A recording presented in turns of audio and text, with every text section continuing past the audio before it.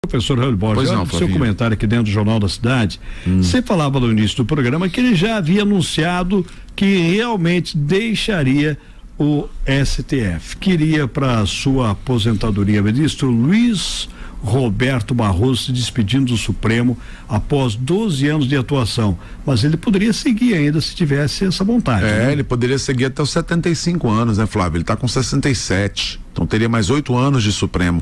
Quero lembrar aos ouvintes da Rádio Cidade que quando a gente falou da saída da presidência dele para a chegada do Edson Fachin, a gente falava dessa possibilidade de aposentadoria.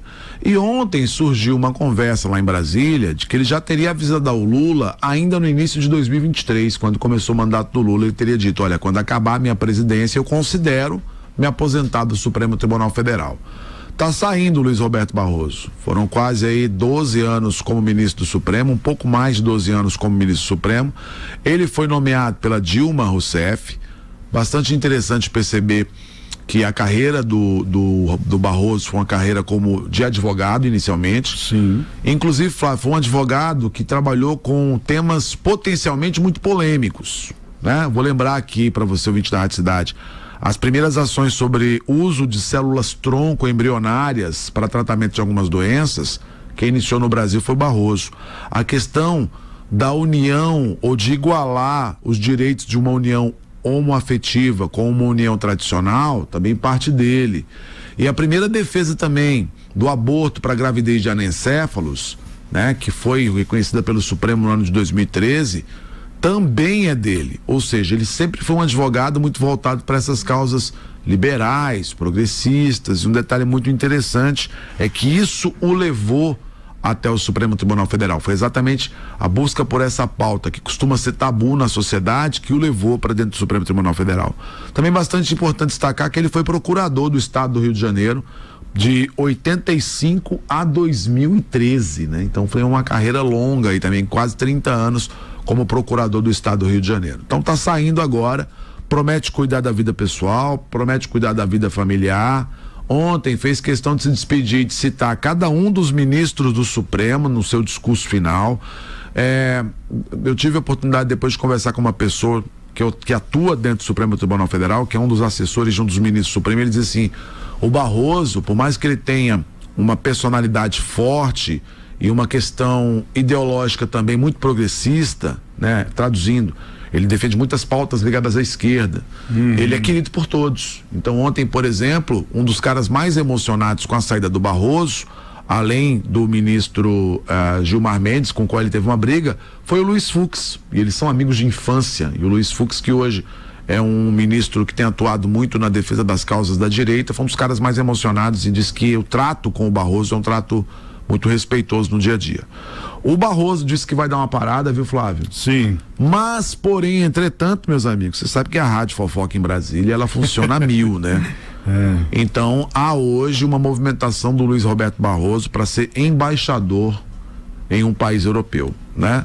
Num primeiro momento, fala-se em Portugal. Então, ou seja, sairia do Supremo Tribunal Federal, abriria uma indicação para o presidente Lula e ficaria comodamente morando na Europa como embaixador brasileiro em algum país europeu. Provavelmente aí uma conversa em relação a Portugal. E aí é que tá, agora vem o BO, Flávio. Que é um BO? Você sabe que o Barroso esteve com o presidente Lula sábado passado, sim, assistindo um show em São Paulo, né? Estiveram lá, inclusive no mesmo camarote, realmente. Sim. Então, conversa pede ouvido. Claro, né? Essas fofocas de bastidores, Flávio, nem sempre ela é coisa sem pé sem cabeça. Muitas vezes tem alvo e tem direção, né? Verdade. E o que acontece, pessoal? Como o Lula agora ganhou uma indicação para o Supremo que ele não esperava, o Lula vai buscar, obviamente, fazer uma indicação que seja da sua confiança, defendendo seus ideais, enfim, desses problemas constitucionais que o Brasil tem, né?